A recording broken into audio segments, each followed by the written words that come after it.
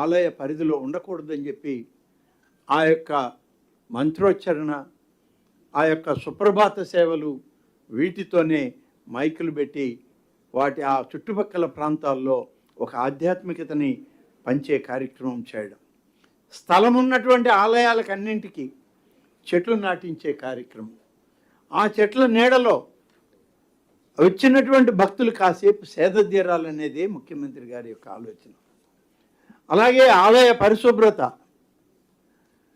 ఆలయంలో ఎటువంటి ఇబ్బంది లేకుండా పరిశుభ్రమైన వాతావరణం ఉండాలి అనేటువంటిది. ఆగమ పండితులే స్వామివారి సేవలో వాళ్ళే నిర్ణయాధికారులు.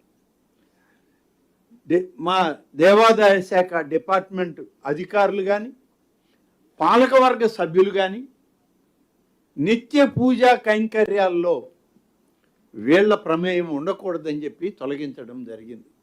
కేవలం ఆగమ పండితులు, అర్చకులు, పూజారులు వాళ్ళే అక్కడ పూజా కైంకర్యాల మీద నిర్ణయం.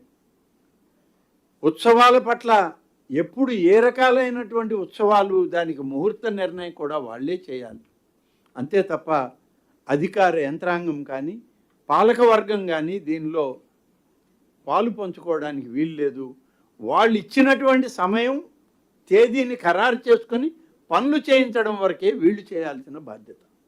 దాన్ని ఆ విధంగా కూడా మనం ఇవ్వడం జరిగింది. తర్వాత డిజిటల్ ట్రాన్స్ఫర్మేషన్, టెంపుల్ మేనేజ్మెంట్ సిస్టమ్ని తీసుకొచ్చాం. మేనేజీరియల్ పవర్స్లో ఎవరి ఇష్టం వచ్చినట్టు వాళ్ళు చేసేది కాదు.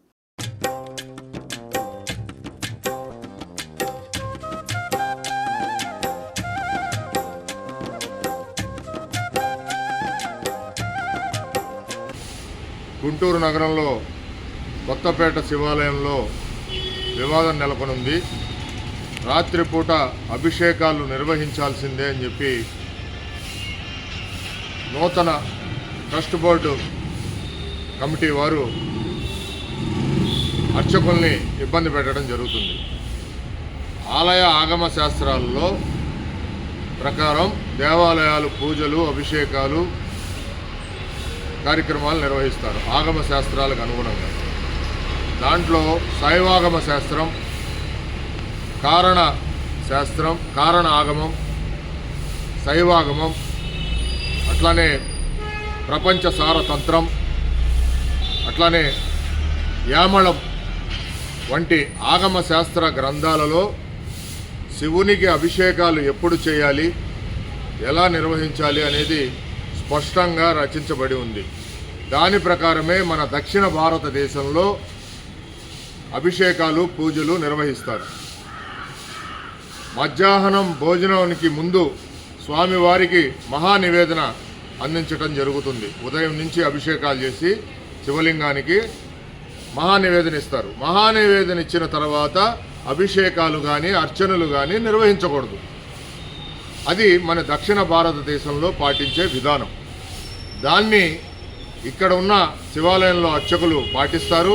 అట్లానే దేవాదాయ ధర్మాదాయ శాఖ కూడా అదే ఆగమ శాస్త్రాల్ని పాటించే పరిస్థితి ఉన్నది. కొత్తగా నూతన పాలక మండళ్లు, ప్రభుత్వాలు రాజకీయ నిరుద్యోగులకి పాలక మండలి ట్రస్ట్ బోర్డులు వేస్తే చివరికి వాళ్ళు ఇష్టానుసారంగా దేవుడి పూజలు చేయాలి, ఇష్టానుసారంగా అర్చకులు ప్రవర్తించాలని చెప్పి స్థానిక ఎండోమెంట్ అధికారులతో కుమ్మక్కై ఇటువంటి వివాదాస్పదమైన అంశాలని తెర మీదకు తీసుకురావటం, భక్తుల మనోభావాల్ని దెబ్బతీయటం జరుగుతుంది. దీనిపైన ప్రభుత్వాలు, ఎండోమెంట్ శాఖ అధికారులు దృష్టి సారించి ఇట్లాంటి వివాదాలని బహిరంగపరచకుండా, తెలియని పరిస్థితి ట్రస్ట్ బోర్డుకు, కమిటీలకి, సభ్యులకు తెలియకపోతే వాళ్ళకి సీతా లాంటి సంస్థలో వాళ్ళకి శిక్షణను ఇప్పించి వాళ్ళని పాలక మండలిలో తీసుకుంటే దేవాలయ వ్యవస్థ పట్ల వాళ్ళకి ఎటువంటి విధానాలు అవలంబించాలనేది తెలుస్తుంది. అట్లాంటిది చేయకుండా ఈ రోజున రాజకీయ పార్టీలు పాలక మండలిని నియమించడం, వాళ్ళు వివాదాస్పదంగా తయారవటం జరుగుతుంది.